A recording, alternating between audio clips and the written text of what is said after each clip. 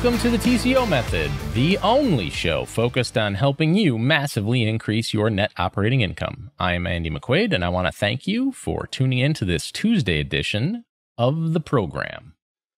Today, I want to talk to something near and dear to my heart, sort of related to the race to the bottom. It is involved.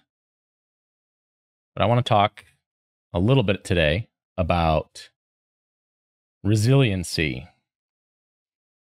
And no, not the resiliency that's been co-opted by certain political movements, actual resiliency in the building materials that you're using in your apartments, in your properties, commercial spaces, stuff that your tenants directly interact with, and why you would choose a less resilient product over a more resilient one.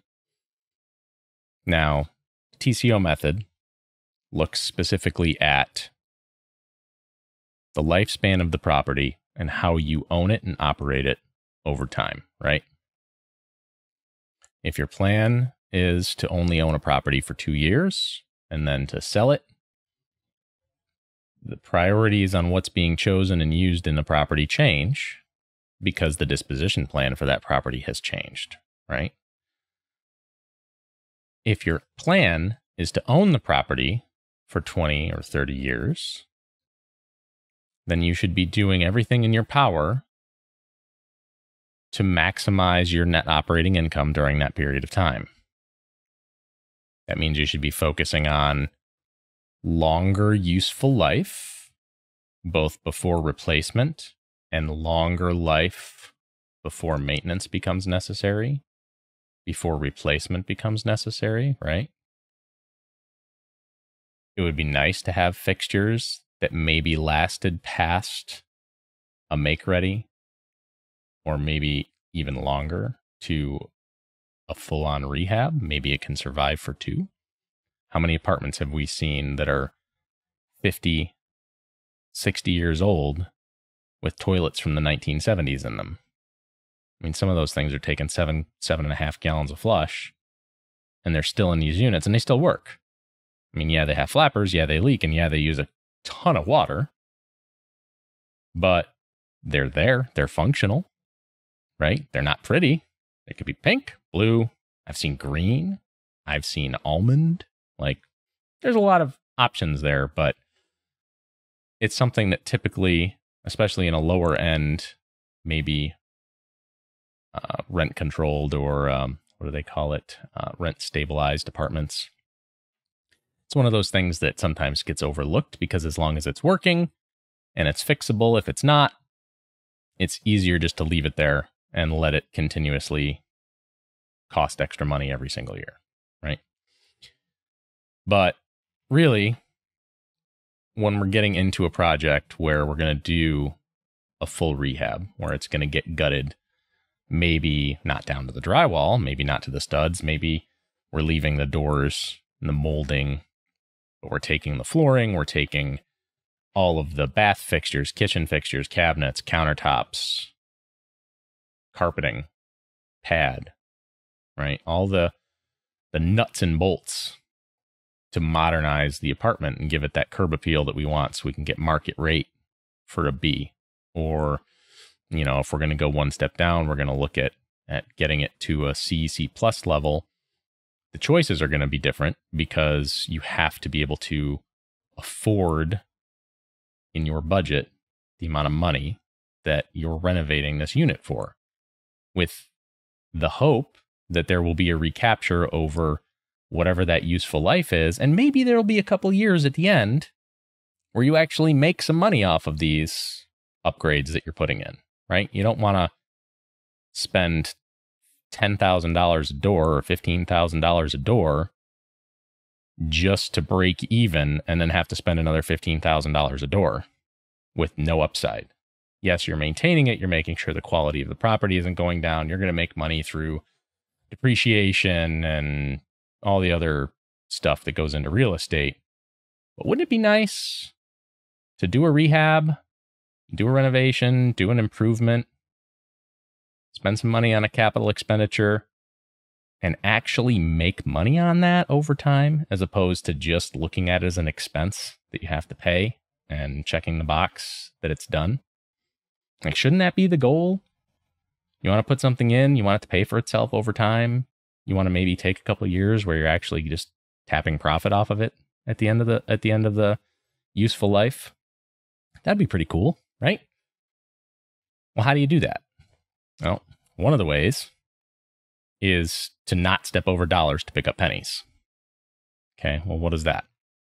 That's when we've got stuff like putting in a toilet. For some reason, this show is full of toilets, and I'm not sure if it's something wrong with my brain or what. But anyway, you've got toilet A that has a flapper. It's a 1.28 gallon flush. You have toilet B that has no flapper. It's also a 1.28 gallon flush. Or 0.8. It doesn't matter. Whatever. 0.8, 1.28, 1.6, they're available in all the sizes. When you compare them, toilet A that has a flapper, like $100. Toilet B, be $150. Well, why would you choose toilet B over toilet A? The flapper. One flapper replacement, just one phone call, one run to Lowe's or Home Depot to buy a flapper and install it, costs you more than the price difference between the two toilets.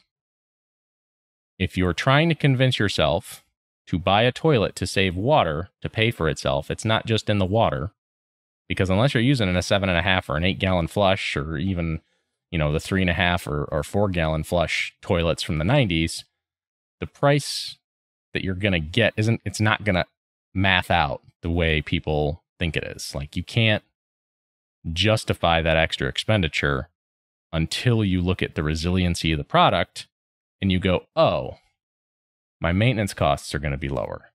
Because even though there's a $50 difference in price at the front, how many toilets do you have in a house? 2, maybe 3. In a normal apartment, 1, maybe 2, right? So you're not looking at the difference in water usage from toilet A, 1.28, to toilet B, 1.28. What you're looking at is, what's this going to cost me over time? Yes, utility use is part of that, right? The water that you're using does cost you money. Costs you your water bill and sometimes your taxes if your sewer charges are included in your tax bill. Not every municipality or state works that way. Yes, you want to save water and be, relatively conservative on the amount you use. You don't want to use a 7 or 8 gallon toilet anymore. That's not a thing that's done. It's a bad idea for a lot of reasons. However, they're still out there. So the best time to put a low flow toilet in is obviously during a rehab, when there's a really high flow toilet in there that uses a lot of water. But when you're making the decision, the toilet that's in there could be a 1.28, but it's a piece of junk. Maybe it's permanently staining and looks like garbage. Maybe it's cracked. Maybe it's constantly leaking and you have to put a new flapper in every couple of years. The average lifespan on a flapper is 3 years. We know that. That doesn't mean that every flapper in existence is going to fail at 3 years. It means on average, they start having issues at 3 years at a failure rate of 5 to 10%. So if you have a lot of properties, you have a pretty good chance that you're going to have multiple leaking toilets just running water 24/7, okay? The other thing is they could have a bad fill valve. Fill valves are replaceable, but they're $10, $11. Flappers are $5 to $10, depending on the model of toilet. Typically, there are more expensive ones I've seen, but they do have issues, right? And every toilet has a fill valve. They're all going to have an issue eventually. You're going to have to replace it. That's part of life. But the reality is that if you have a choice between the two, it's not about the water savings, because the water is cheap if you're in a place that has plentiful water. That being said, even in places like Arizona, California, Nevada, Texas, where they don't have plentiful water and water's a little more expensive, the reality is that a single maintenance call is going to eat that $50 difference in between the two toilets and erase it and go upside down, right? We talked about process costing in prior episodes. We haven't gotten super in the weeds on process costing, but it does touch on stuff from what is your time worth, right? As a business owner, well, what is your employees' time worth? Because not only is it costing you whatever it costs you in labor and overhead and all the other stuff to go fix that problem, but it's also costing you in what they could be doing to help you make more money. So you're getting double dipped on every time there's a maintenance call for something that could have been avoided, right? There's an opportunity cost to making a decision to save $50 here that's going to cost you $100, $200. How long does the toilet last? 10 years? 15 years? So you take that 3 to 5 year time frame, a single toilet could cost you whatever the toilet costs, and then you're going to tack repair and maintenance 2 to 5 times in the life of that fixture before you replace it. So why wouldn't you seek to minimize the number of failures on that product? I don't know about you, but time is money, and it's pretty valuable. Even if it's an employee's time, it's still money. And they could be doing other things. So when we're talking about resilience, we're not talking about the political posturing resilience. We're talking about products that actually take a licking and keep on ticking, right? They take abuse. They survive. He who fights and runs away lives to fight another day. No, that's not right. Anyway, they take a lot of damage, a lot of stress, a lot of use over time. The longer a product is in an apartment, the more use it's going to get. And we all know, if we've been in this industry for any period of time, that there are tenants who are harder on properties than others. You need to plan and build your property, your product selection, your rehabs, your useful life, your whatever, around the lowest common denominator of tenant. Well, what's the lowest common denominator of tenant? The lowest common denominator is the one that doesn't follow any of the directions that you give them in their packet when they move in as far as care and maintenance of their apartment, and that is exceptionally hard on the fixtures in your apartment, whatever they may be, for whatever reason. They could have dogs, they could have cats, they could have children, they could have really bad habits where they just beat the garbage out of your apartment because they've never learned to not do that. Okay, there's a lot of reasons that go into it, and this is not a political show. We're not going to talk about any of the political stuff that gets talked about when we're talking about creating a suitable, livable environment for tenants. The same thing is true with commercial tenants. We know that certain industries are harder on buildings than others, and that we know from experience that there are things that you can put in place to absorb some of that damage and extend the useful life by choosing different products, making sure that there's preventive maintenance being done. There's a lot of pieces that go into the puzzle. Total cost of ownership, TCO, is not something that is simple to calculate because there are so many inputs and it's so different based on the type of tenant that's in each individual space. But what you can do is build for failure. Build for the lowest common denominator. Make sure that you've done everything you can on cost avoidance, right? It's part of risk management, but make sure that you've done everything on cost avoidance to minimize your exposure, not necessarily from lawsuits in this instance. Cost avoidance can be something like, let's avoid maintenance costs. Let's avoid premature replacement. Let's avoid instant failure from spilling a cup of water on the ground. People using laminate flooring in rental spaces for, doesn't matter if it's office, doesn't matter if it's residential, doesn't matter if it's light commercial. You spill a cup of water, if it's not wiped up within like 7 minutes, that floor is shot. It's going to look like heck. Heck? That sounds awful. It's going to look like hell. So you have all of these things that you put in place to make this place beautiful. And then you're going to spend $50 less here, $100 less there. And I'm not saying blow your budget. Okay. I'm not saying that you need to go from a $2 a square foot laminate to a $14 a square foot, solid sawn hardwood, or a $20 a square foot engineered hardwood with a 6mm wear surface that can be resanded 3 or 4 times. Like, that's not what we're talking about. We're talking about, look at the class of property, look at your lowest common denominator of tenant, and then look at your maintenance records.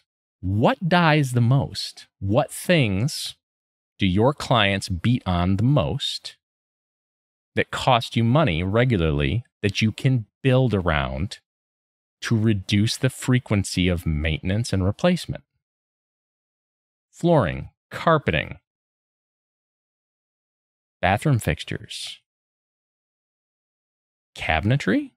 Maybe not. It's mostly a curb appeal thing, right? A cabinet's a cabinet. People like slow close. They'll pay more for features, but as long as the cabinet isn't like falling apart after 6 months, cabinet's kind of a cabinet. I know cabinet makers will argue with me, but the reality is that there's very little difference from one to another outside of the looks and the quality of the hardware that's used in them and the quality of the assembly itself.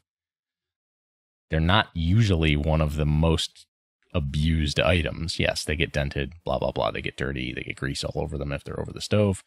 We understand that. There's things you can do to make it easier to restore those without having to replace them after a tenant goes in, using, avoiding thermofoil and using an epoxy paint, that type of stuff, or buying a product that has an epoxy paint so it's easier to clean after tenant A moves out, tenant B is ready to move in. You don't have to replace them all. Same thing with carpet. You can put an 18-ounce polyester carpet in with a crummy pad, and it'll last for a couple of years, and you'll rip it out and replace it. But you can probably put like a 20 to 25-ounce blend with a nicer pad in, and maybe shampoo it, bring it back to life, pick the right color. Don't put in a white carpet. That would be one of those things. A little bit of common sense. But there's stuff you can do based on what your most common replacement items are to avoid having to replace them every single time you turn a unit. So why wouldn't you build that in? Labor is expensive. Capital expenditures are not part of your NOI calculation, so they impact the amount of money the property makes every single year.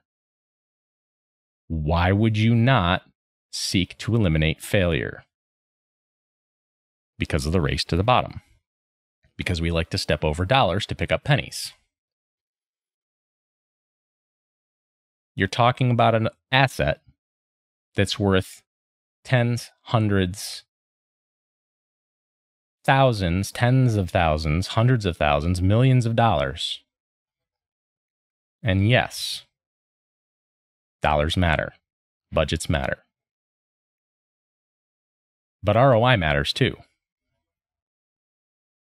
So if putting in an extra $50 for a better toilet, or an extra few $100s for a better floor, that's going to reduce the frequency of replacement and increase the useful life is going to break your budget, you need to re-examine how you calculate your budget. You need to be gathering data, specific data, on what maintenance is happening, what the failures are, where they are, and seeing if there's a way to avoid it. There was a hot minute in multifamily where every apartment, C, B, A, didn't matter the class, was putting water in the doors of their refrigerators and ice makers because it was a feature that people would pay more for.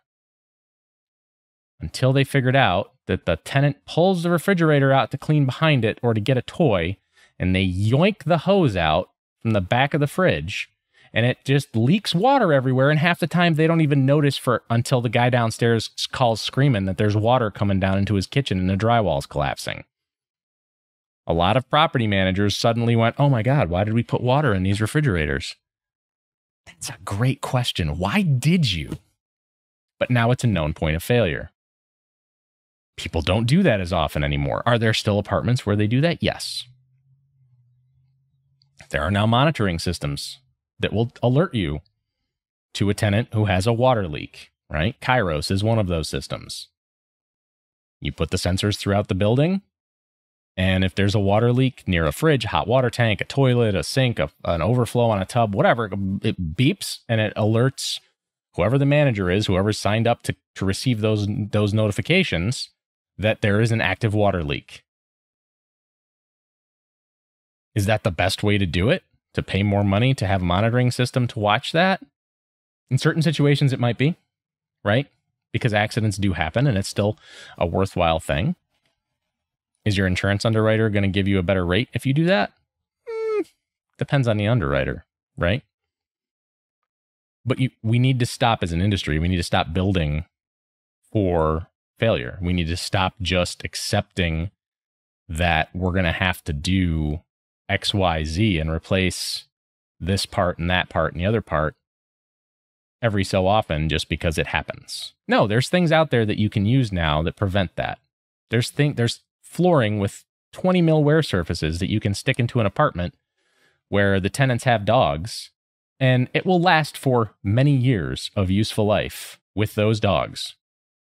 And the labor you save on installing and replacing a floor every 3 to 5 years or every 7 to 10 years or whatever your thing is, using a slightly better product with a longer expected life can save you money. I don't know a lot of property management firms that go into a value add and walk every single unit in the entire place and replace every single floor across the board, even the ones that don't need replacing. I don't know a lot of operators who walk into these complexes and look at all of the doors, all the interior doors, and if they're still a common product that is still being used in the market, like up here in the Northeast, a 6-panel colonial style wood grained hollow core, masonite fiberboard door. I don't know that they would go in and replace all the doors just because they wanted to. If they're not damaged, why would you replace them all when you can just paint them? And yet, we see people who will look at products that have the potential to last longer, where the technology exists and it is affordable and it will pay for itself when you quantify the labor part and the reduction in maintenance calls, not even looking at the opportunity cost potential of those maintenance calls, just the maintenance call itself. One maintenance call will eat up that entire $50 you saved on that toilet. And I'm pretty sure your labor's not getting cheaper over time. I'm pretty sure it's harder to get labor now than it was. And I'm also pretty sure that 5 years from now, it's also going to be more expensive and also going to be harder. Because blue-collar jobs are not something that kids are going into. So what's your plan? Like, do you have one? You need to get one. You need to be strategic with this. This isn't something where you can just wave a magic wand and throw money at it and it's going to go away. When you start just throwing money at problems to make them go away is when some of the dumbest stuff happens that costs you the most in the long run. Like, you stop making money and you default on your loans. The quality of the property goes down. Oh, we need to raise NOI. Let's just defer maintenance. Oh, okay, good. Sure. It's going to cost you 3 times what you saved over 5 years once you start deferring maintenance. But yeah, let's do that. That's a great idea. No, deferring maintenance isn't a recipe for failure. You heard it here first. Deferred maintenance is a terrible idea. because it always, 100% of the time, costs more to fix those problems that you're ignoring. Because guess what? Deferred maintenance is ignoring. It always costs you more to replace those later, not just because of inflation, not just because of labor, but because typically when something is failing in a building, it will do damage to other parts of the building. And it will cost you more over time. You have a leak in a window. You can either replace the leak or replace the window and fix the leak, or you can let it keep leaking, which then damages the wood that the wall is made of, damages the drywall. Maybe a severe storm comes and it leaks downstairs. Now you've got failed insulation, rotting wood, moldy drywall. You're exposing yourself to lawsuits for mold. And then you've basically added 3 or 4 extra things that need to be fixed because you decided that a leaky window wasn't worth fixing. And now it's going to cost you multiple thousands of dollars instead of a few $100 to get a new window. Like, this is the reality of the decisions people are making. And if I sound like I'm annoyed about it, it's because it's completely avoidable and stupid.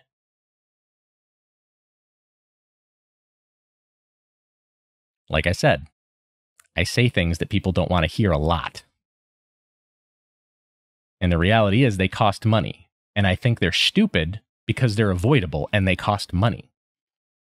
If they were avoidable and they didn't benefit the property in any way, and there was no secondary damage caused, then I wouldn't care.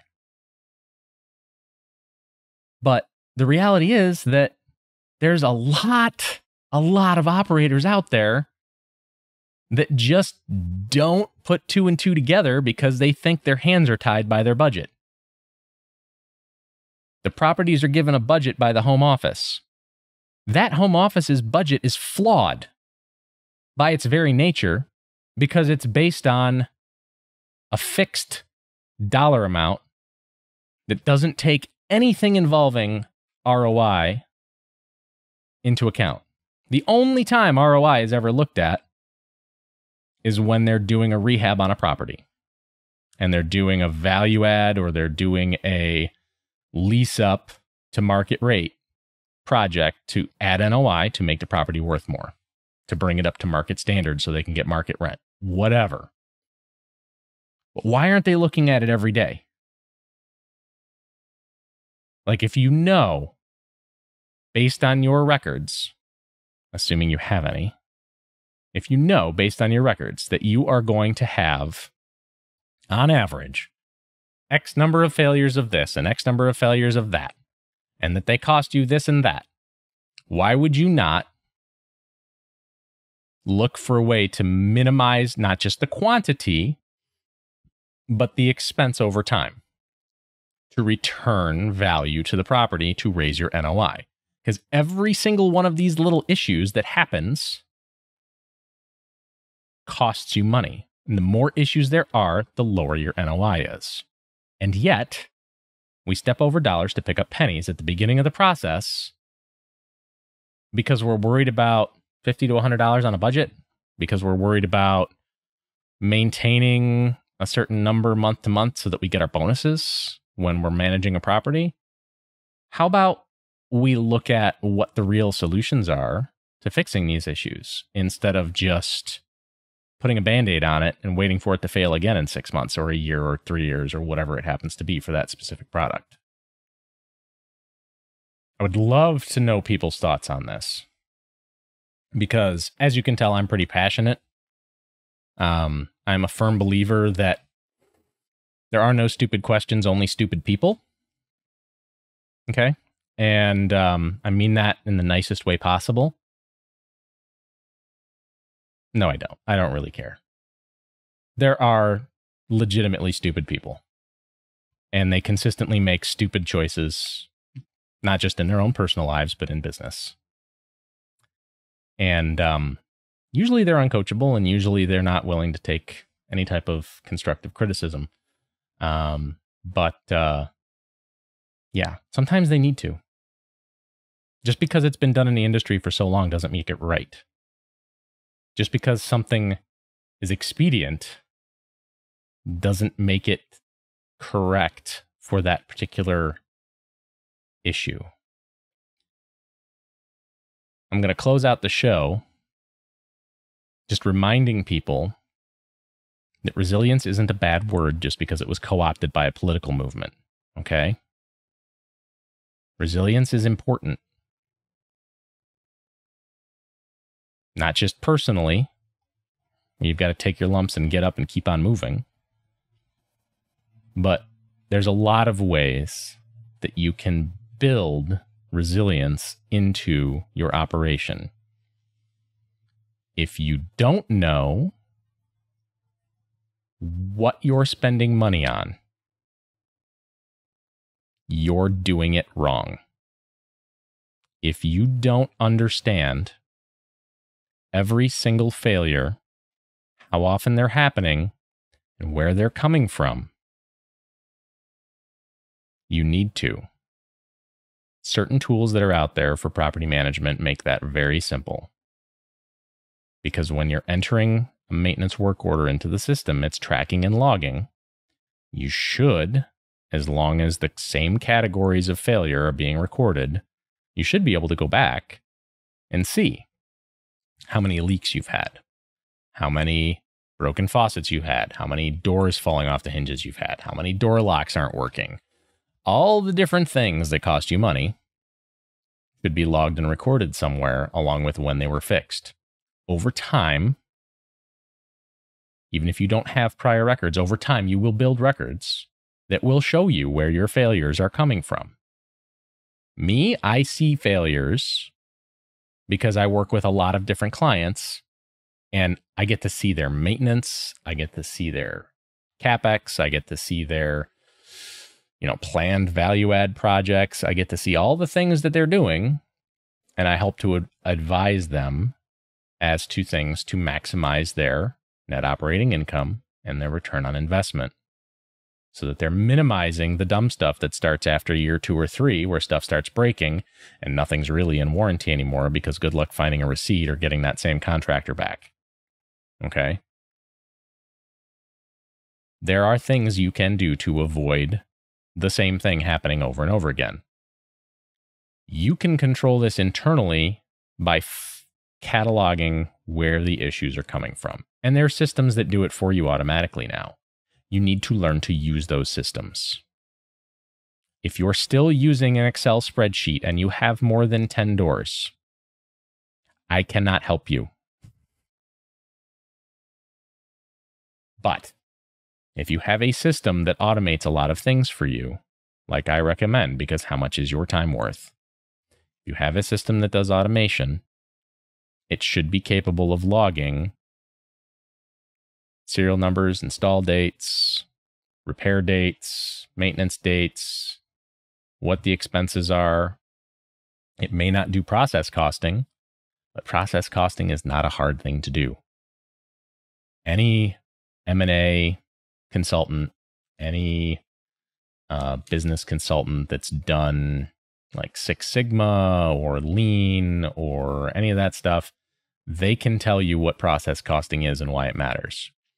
Why don't we process cost in real estate? I don't know. Why did we fight so hard against adopting technology for the last 40 years? It's just an industry thing.